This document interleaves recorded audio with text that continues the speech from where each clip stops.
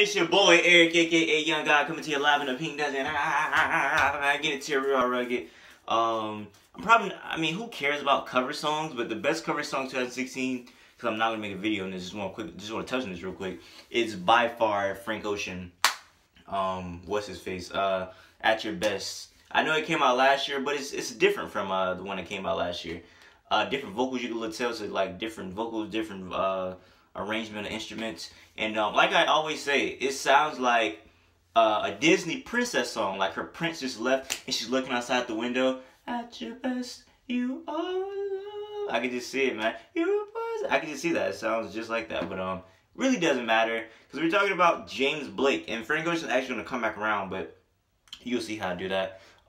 James Blake is by far having one of the most influential / underrated years of all time, and that's a fact because although he's been touching a lot of places, music fans don't talk about him like that. Like, when have you seen James Blake here and there at the Grammys or at blase blah? Like, nobody's really talking about James Blake like that, and that really upsets me because he dropped a great album and he's doing some great stuff. Now let me tell you how he's so influential. He's on some of the most influential albums of 2016, and he inspired a lot of the most influential albums of 2016. Let's talk about it. Let's talk about T-Lop first. The Love of Pablo. He's not on that album, I don't think, but I read somewhere, I don't know if it was Kanye, Pusha T, it was somebody talking about Kanye and what he listened to making the album. And they were naming a lot of artists, and they say he listened to a lot of James Blake. It's no secret that he's a big fan of James Blake, but I keep moving my hands, feel like Papoose, man. Papoose and Papoose and the gaggoo like a baboon.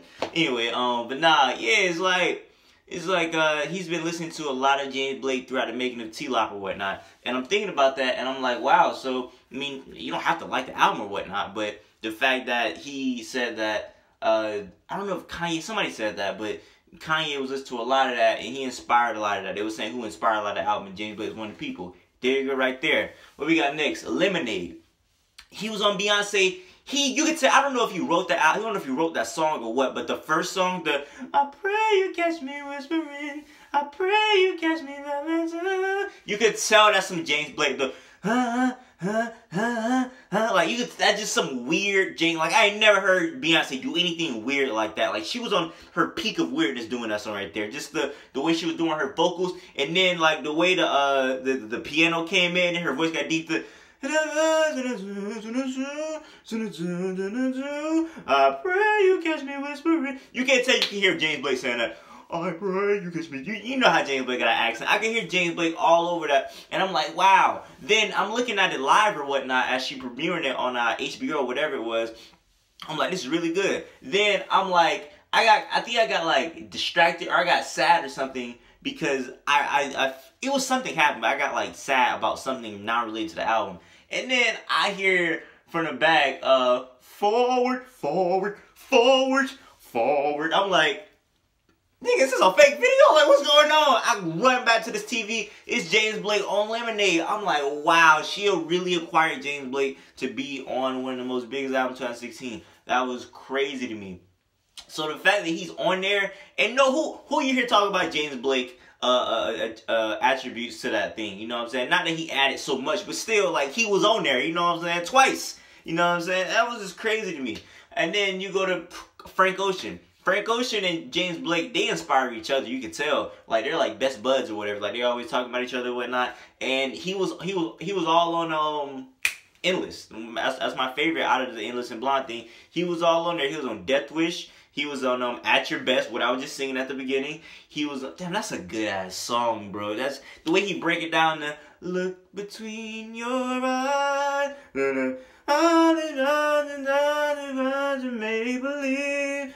Look beyond your world. That's such a good song. The fact that James Blake was on that is amazing. He was on Florida, Death Wish. He was on that song. He probably was on some more songs. I don't remember, but that's crazy. The fact that he inspired that. Cause I'm pretty sure, cause a lot of like the things when he was cutting the wood, it sounded like with the music playing background, it sounded like James Blake inspired music. That was crazy. And then if you want to go to Blonde, He's on White Ferrari. Apparently, I didn't even know that, but he's on White Ferrari, or he's listed to be on White Ferrari. But what I know he did influence was Close Enough. Let's be honest, I wasn't devastated, but I couldn't see this baby. So obsolete. That's some James Blake. You know that's some James Blake right there. I ain't never heard Frank Ocean do that. That was definitely some James Blake stuff right there. That was really cool to me. And the fact that he's on some of these big albums influencing these people, that's crazy. Nobody's really talking about it. And he was on Birds in the Trap, even though I never reviewed that. He was on there too.